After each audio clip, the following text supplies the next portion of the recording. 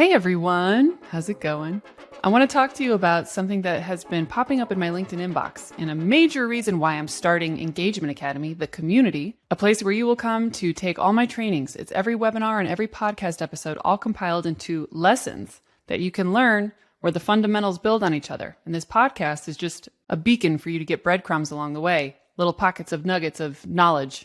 But I'm so excited for this community to launch because there's been something in my inbox that keeps getting asked. And as soon as my community's done, I'll be able to say, hey, you need to go watch this lesson. So until then, I'm going to quickly record this episode. I want to caution all of you who get so excited to send surveys. You listen to one of my webinars or you hear one of my other episodes, maybe from even one of my older shows, and you're like, Christy, I get it.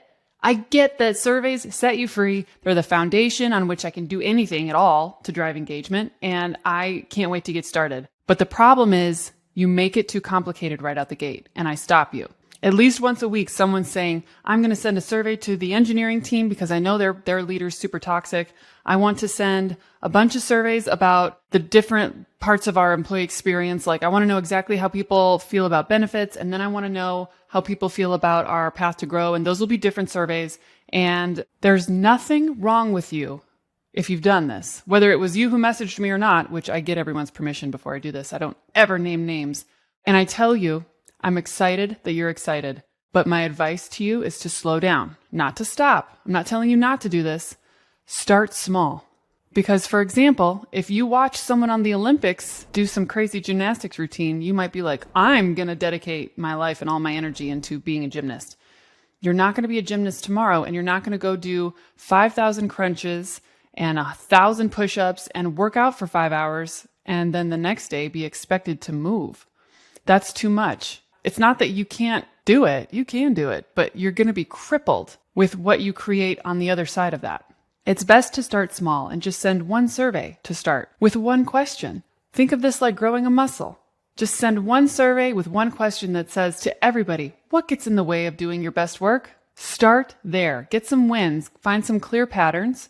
You can throw it into ChatGPT and say, here's all the qualitative responses, which means the words people used in the free form, because I always recommend you have free responses in every survey. Let employees tell you in their own words exactly what they mean. Don't just get quantitative data, which is the numbers. You need a mixture of both. You can use ChatGPT to find the patterns more quickly, but start with one question. And it's because you haven't developed this muscle yet, and you're not used to getting a data trove of answers back. Because it can be so frustrating for everybody if you get a little too overeager.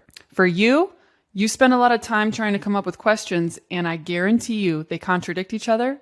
They're not written properly, and they cause employees to, over the course of the survey, be like, what is even going on anymore? And then they lose trust in the process because they're like, I got work to do. When you ask so many questions, you're going to get that much data back too. And that's a lot of stuff to wade through. Other people have figured this out already. In my training, you'll see in Engagement Academy, which there's a link to join in the show notes. By the time I ship this episode, I think we should be live. You'll either get the wait list or you'll get the community. But Gallup has already figured this out. You don't need to make up the questions. We have other templates in the community that are for manager surveys, like if you need to drill down into specific areas, but you do not need to waste your time making up questions. It's not a good use of your time and energy. Employees are getting confused with your questions. Also, if you pop off a bunch of surveys, you haven't learned my framework for making sure that you build trust before you just ship it. That's part of the training too. There's a whole feedback loop process that I have built that's proprietary to me. The disengaged employee who quit her job to make it her career to help you make sure what happened to me never happens again. There's an art to making sure employees know the survey's coming. Managers are making sure to remind employees in a non-scary way. And there's like a bunch of steps to make sure you're building trust along the way and that everyone is opted into what you're doing and they know that you're their ally. It can be super frustrating for your executives too to see you sending out surveys, but if you're not clear on your goal or your strategy, they're going to ask you a bunch of questions. And if you're not prepared and you're doing too many surveys, they're going to catch you in an aha moment and they're going to try to get you to stop. Because remember, executives are stuck in their own trauma response where they don't want to be seen as a failure and they don't always want to know what's going on under the hood. So you need to already have built trust with them, but also don't get this big data drove back of negative feedback where they're like, so basically you're telling us the business sucks. And you're like, no. But you're also not used to having to set aside time to think critically about the answers. So then they're trying to figure out, what did you learn from this survey? How bad is it? But you're still trying to run the business in the middle of changing the business. And you might not have the time to go through all the answers and think about the different survey and who it was sent to and what it means, what you were trying to learn, what you actually learned, what this means, what could a solution be.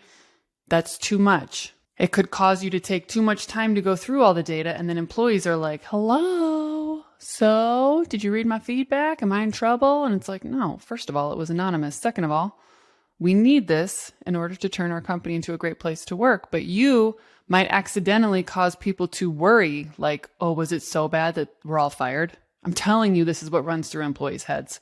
It affects your culture if you don't have the time, space, and a clear strategy to what you're doing. When everyone's waiting to hear, and executives and employees and managers are on pins and needles like, so who's in trouble and how bad is it? So I'm not saying don't survey. I'm just saying start small. You're not going to get a six-pack overnight. Just because you got so excited hearing what a survey strategy could look like, that's good. You've got the vision for the future. You're not going to go do 1,000 crunches and wake up with a six-pack in the morning. It doesn't work that way. You're going to just have a really hurt stomach and you're not going to be able to laugh or sneeze or move. A much better way forward is one question where you tell everyone it's coming. You're clear on your goal. You just want to know what gets in the way of everyone doing their best work.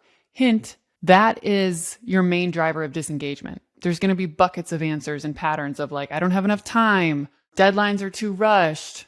I don't feel like there's any sense of done. I don't feel like I fit in here. I don't feel like I have any friends. All of this ladders back up to management issues, to tools and productivity issues with like the technology you're using. All of it's fixable.